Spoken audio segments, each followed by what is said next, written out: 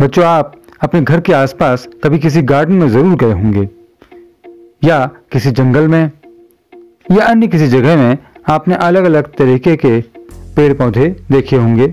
आपने अलग अलग फूल जैसे पीले, नीले या गुलाबी रंग के फूल भी देखे होंगे और भी बहुत तरीके के फूल, बहुत रंग के फूल पाए जाते हैं। तो आज हम बात करेंगे अलग अलग प्रकार के पौधों के बारे में। जैसे ये एक पौधा है, ये एक काफ़ी कोमल पौधा है जिसके पत्ते काफ़ी नीचे से शुरू हो गए हैं, इसमें कोई शाखा भी नहीं है।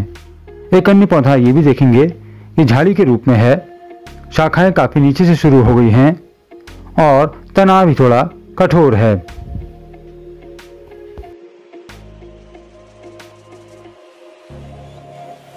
अब इन वृक्षों को देखें, इनकी ऊंचाई बहुत अधिक होती है, शाखाएं थोड़ी ऊंचाई से शुरू होती हैं और तना काफ़ी कठोर होता है। तो बच्चों, आज हम बात करेंगे अलग अलग तरीके के पौधों के बारे में, उनके अलग अलग अंगों और उन अंगों के कार्यों यानी फंक्शंस के बारे में।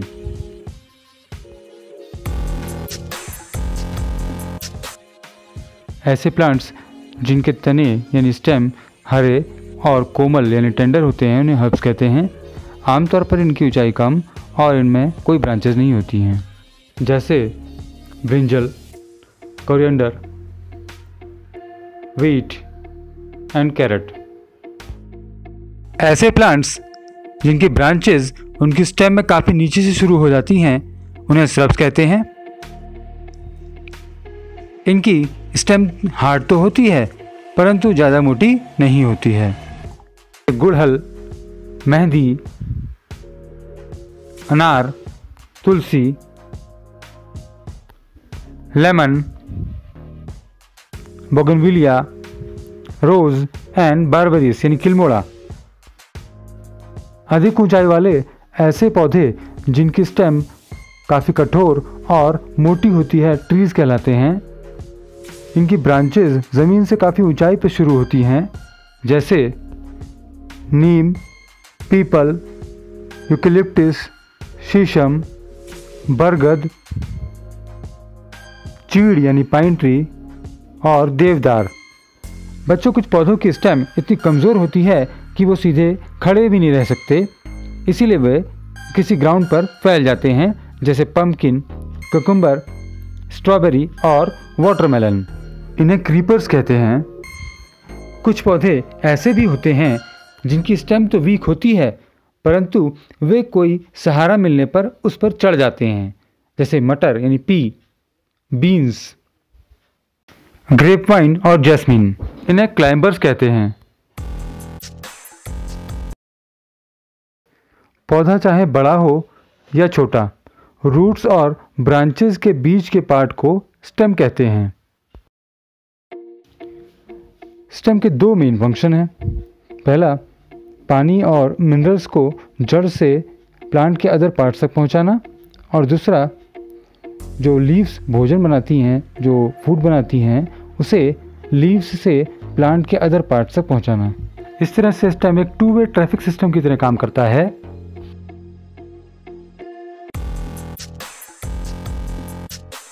लीफ के मेनली दो पार्ट्स होते हैं। जो इसका चौड़ा वाला भाग होता है उसको बोलते हैं लेमिना।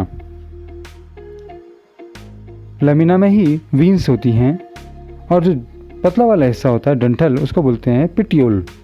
देखिए बच्चों, ये अलग अलग आकार और प्रकार के पत्ते हैं। इनसे जुड़ी हुई एक गतिविधि, एक एक्टिविटी हम करते हैं। हम पत्तों का ऑटोग्राफ लेंगे, या हम कह सकते हैं कि हम पत्तों का सिग्नेचर लेंगे। इसके लिए हम पत्ते को दो कागज़ की परतों के बीच में रखकर उस पर पेंसिल चलाते हैं तो हमें पत्ते का आकार कागज़ पर प्राप्त हो जाता है। इसी प्रकार से हम एक दूसरे आकार के पत्ते का ऑटोग्राफ भी कागज़ पर ले लेंगे। आप दोनों पत्तों के ऑटोग्राफ में देखेंगे कि लेमिना के बीच में जो मेन लाइन दिखाई दे रही है उसे मिड रिब कहा जाता है। आप देखेंगे कि लेफ्ट हैंड की तरफ वाला जो पत्ता है उसमें पैरेलल लाइंस यानी कि एक दूसरे के समानांतर रेखाएं हैं, जबकि जो राइट हैंड में पत्ता है उसमें कुछ लाइंस दिखाई देंगी जो कि जाल की तरह फैली हुई हैं। वीन्स का ऐसा स्ट्रक्चर जिसमें वो पैरेलल होती हैं, यानी एक दूसरे को काटती नहीं है, उसे पैरेलल वेनेशन कहा जाता है, जैसा कि लेफ्ट हैंड के पत्ते में है। जबकि राइट हैंड में जो पत्ता है उसमें जो वीन्स हैं वो एक दूसरे को काटती हैं, यानी पैरेलल नहीं हैं, जाल की तरह हैं। इस तरह के वेनेशन को रेटिकुलेट वेनेशन कहा जाता है। एक बार हम पत्तों को भी गौर से देख लेते हैं। देखिए, इस पत्ते में जो वीन्स हैं एक दूसरे को काट नहीं रही हैं, सीधे सीधे ऊपर की तरफ जा रही हैं, तो ये पैरेलल वेनेशन हुआ। जबकि दूसरा पत्ता, ये इसमें देखेंगे आप कि वीन्स जो हैं वो कुछ वीन्स दाईं तरफ जा रही हैं तो कुछ बाईं तरफ जा रही हैं मिड रिब के, और एक दूसरे को काट रही हैं, तो इसको बोलते हैं रेटिकुलेट वेनेशन। यहाँ हमने पैरेलल वेनेशन के 3 अलग अलग पत्ते लेफ्ट हैंड में रखे हैं, जबकि रेटिकुलेट वेनेशन वाले 3 अलग अलग पत्ते राइट हैंड की तरफ रखे हुए हैं। आप इनमें अंतर साफ देख सकते हैं।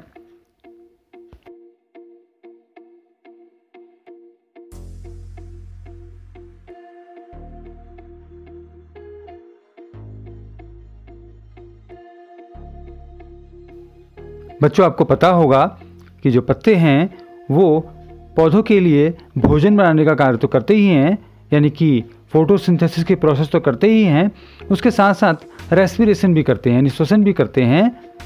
और एक प्रोसेस और भी वो करते हैं जिसके लिए हम यहाँ पर एक एक्टिविटी कर रहे हैं। आप इसको देखें, हमने एक पेड़ में ऐसा एक ब्रांच लिया है जो लीफी है, यानी उसमें काफ़ी सारे पत्ते हैं, और उसमें हमने उसको एक पॉलीथीन से ढककर और पीछे से उसको बंद कर दिया है, एक धागे से इसको बांध दिया है। अब 15 से 20 मिनट के लिए हम इस पॉलीथीन को बांधे रहने देंगे।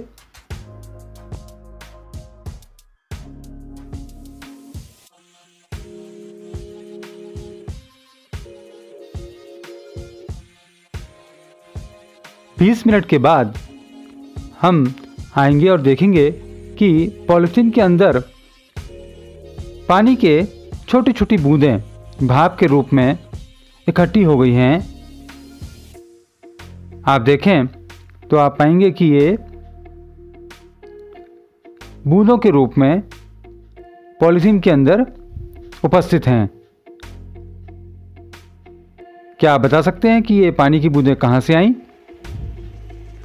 पत्तों की सतह में छोटे छोटे छेद पाए जाते हैं जिन्हें स्टोमेटा कहते हैं। यहाँ से पानी लगातार भाप के रूप में निकलता रहता है। यही भाप इस पन्नी में इकट्ठी हो गई है।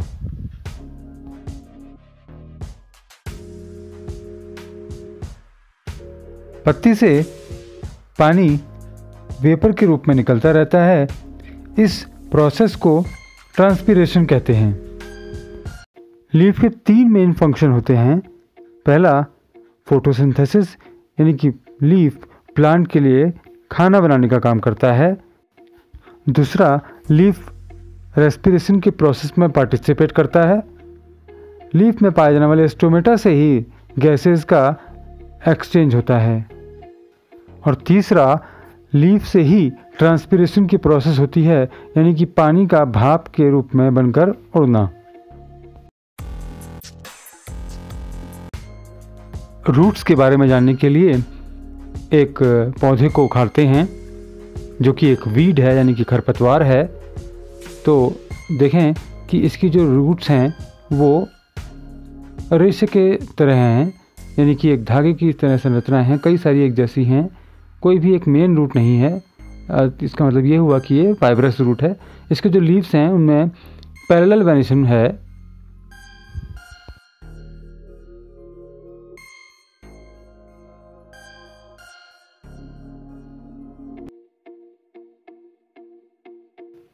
अब हम एक दूसरे वीड्स प्लांट को उखाड़ कर देखते हैं।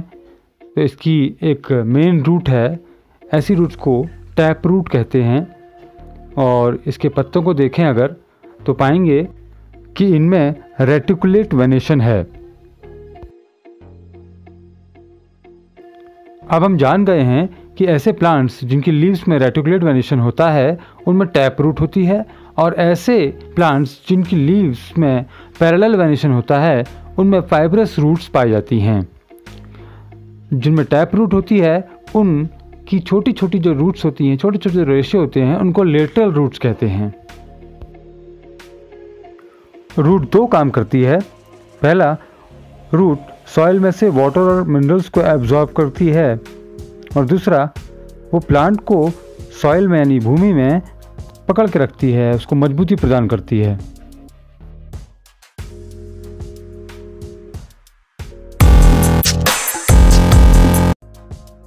बच्चों, फ्लावर्स को अच्छी तरह समझने के लिए हमने बेल शेप्ड के टिकोमा फ्लावर को चूज किया है। हम धतूरा प्लांट के फ्लावर का स्ट्रक्चर भी समझेंगे।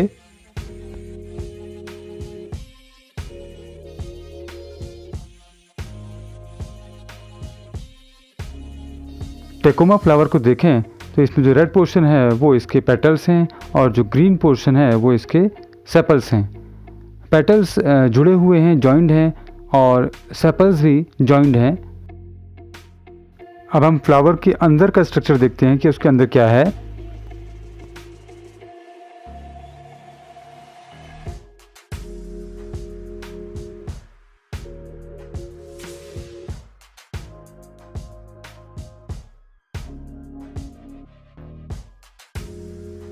देखिए, जो लंबे लंबे स्ट्रक्चर दिखाई दे रहे हैं ये स्टेमिन्स हैं।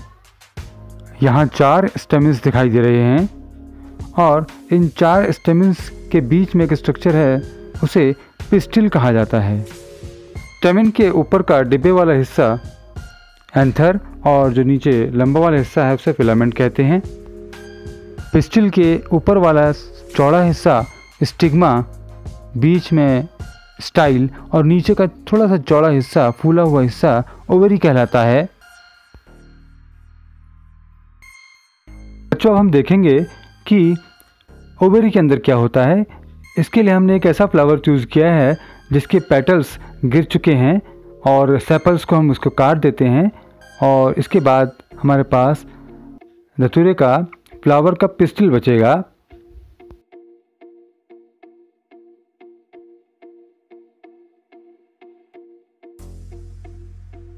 ब्लेड की सहायता से इसका एक ट्रांसवर्स सेक्शन काटेंगे और देखेंगे कि इसके अंदर क्या दिखाई देता है। मैं आपको कैमरा जूम करके दिखाने की कोशिश करता हूँ। और से देखें तो आपको छोटे छोटे दाने की तरह संरचनाएं दिखाई देंगी, स्ट्रक्चर दिखाई देंगे। ये ओव्यूल्स हैं। इसके लॉन्जिट्यूडनल सेक्शन में ओव्यूल्स ज़्यादा सफाई से दिखाई दे रहे हैं। बच्चों, हमने अलग अलग प्रकार के प्लांट्स, उनके पार्ट्स और उनके फंक्शंस के बारे में जाना। कोई ज़रूरी नहीं कि सभी फ्लावर्स में उसके सभी पार्ट्स मिलते हों। बच्चों, फ्लावर के फंक्शन के बारे में आप अगली क्लासेस में पढ़ेंगे।